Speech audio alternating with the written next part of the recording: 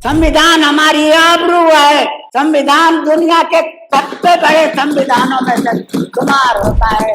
हवा का ओट लेके चिराग जलता है, ऐसा भी कभी कभी होता है। दुनिया के सारे मुल्कों का संविधान पढ़ा और तो हिंदुस्तान का संविधान बना। मुझे भय लगता है कि कहीं ऐसा न हो कि देश का संविधान खतरे में पड़ जाए। कि देश की आबरू मेरी ख्वाहिशों से बड़ी है। मेरी ख्वाहिशें कुछ भी हो, मैं अपने को मुसलमान कहूँ, आप अपने को हिंदू कहें, वो अपने को सिख कहें, ये छोटी बातें हैं। देश का संविधान सबसे बड़ा है। हमकी जिम्मेदारी बनती है कि हम अपने संविधान की सुरक्षा करें। माननीय अध्यक्ष जी, बाबा साहब भीमराव अम्बेडकर ने अपने संविधान में खुद लिखा है कि द डे विल कम, एक दिन आएगा जबकि लेजिस्लेचर, जुडिशरी और एडमिनिस्ट्रेशन अपनी मनमानी चलाएंगे कि सब कुछ खो देना, लेकिन ये देश के संविधान को मत खोना। तो हमारी इज्जत आबरू बनेगा। हमारी इज्जत आबरू है। हम इस सदन में चटर्जी का एक गीत वंदे मातरम का 150 साल जश्न मना रहे हैं। ये गीत जब से आया, इस गीत को कंट्रोवर्शियल माना गया। पूरे देश ने इसको कंट्रोवर्शियल गीत कहा, लेकिन लोग पढ़ते हैं, हम भी सुनते हैं। माननीय अध्यक्ष जी, आप बोलिए। 1996 से इस सदन में हम आ रहे हैं। हमने किसी सदस्य को उसकी पॉलिटिकल पहचान से नहीं जाना। इस सदन का एक परिवार है, उस परिवार के एक व्यक्ति के रूप में जाना, अपना भाई जाना, अपना रिश्तेदार जाना।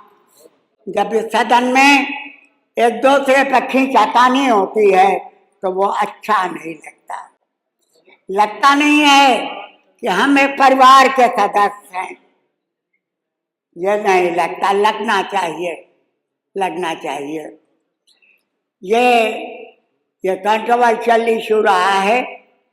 1997 में 96 में सदन बनी थी, लेकिन एक साल तक वो अंडर सस्पेंडेड एनिमेशन रही और 97 में सरकार बनी भारतीय जनता पार्टी की। भारतीय जनता पार्टी के बेसिक शिक्षा अधिकारी ने, मंत्री ने सर्कुलर जारी कर दिया था कि वंदे मातरम स्कूलों में क्लास शुरू होने से पहले अवश्य पढ़ाया जाए।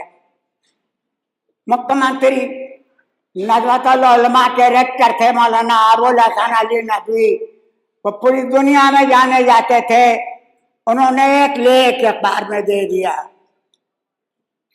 मुख्यमंत्री जी ने लेख पढ़ा और उस सर्कुलर को उन्होंने खारिज कर दिया और मंत्री जी को उसकी कुर्सी से हटा दिया।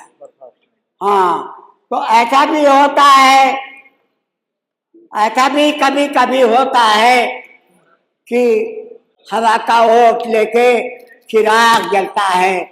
ऐसा भी कभी कभी होता है कि हवा का ओट लेके चिराग जलता है। लोगों, ये सही है कि हिंदुस्तान की अज़ीमुश्शान पार्लियामेंट में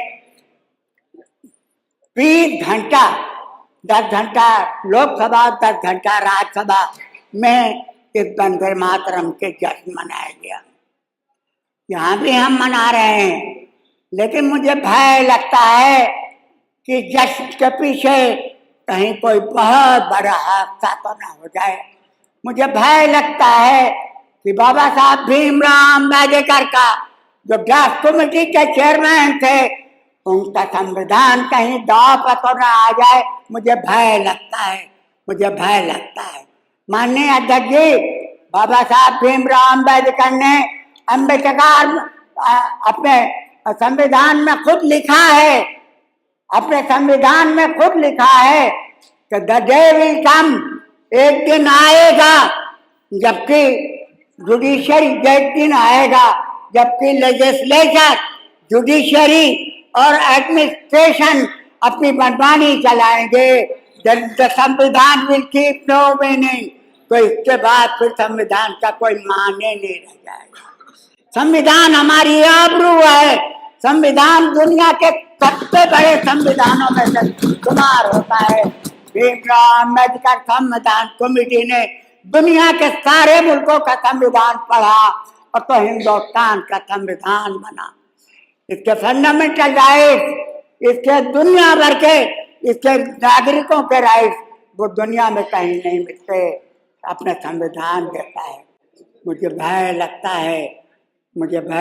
है कि कहीं ऐसा न हो कि देश का संविधान खतरे में पड़ जाए। मेरे भाइयों, ये नोट कर लो अच्छी तरह से कि देश की आबरू मेरी ख्वाहिशों से बड़ी है। मेरी ख्वाहिशें कुछ भी हो, मैं अपने को मुसलमान कहूँ, आप अपने को हिंदू कहें, वो अपने को सिख कहें, ये छोटी बातें हैं। देश का संविधान सबसे बड़ा है। हमकी जिम्मेदारी बनती है कि हम अपने संविधान की सुरक्षा करें और उसी के लिए मैं खड़ा हुआ था। मेरे भाइयों, मैं उसी के लिए खड़ा हुआ था। अब सबसे निवेदन कर रहा हूँ कि सब कुछ खो देना लेकिन इस देश के संविधान को मत खोना। वो हमारी इज्जत आबरू बनेगा, हमारी इज्जत आबरू है। आपसे मैं इजाजत चाहूँगा। बहुत बहुत शुक्रिया। नेशनल दस्तक की आपसे गुजारिश है कि अगर इसको बचाना चाहते हैं तो नेशनल दस्तक को सब्सक्राइब करने के लिए रेड कलर के सब्सक्राइब बटन को दबाएं, फिर बेल आइकन की घंटी दबाएं। नेशनल दस्तक को बचाने के लिए बहुत जरूरी है कि हर खबर को शेयर करें, लाइक करें, कमेंट जरूर करें।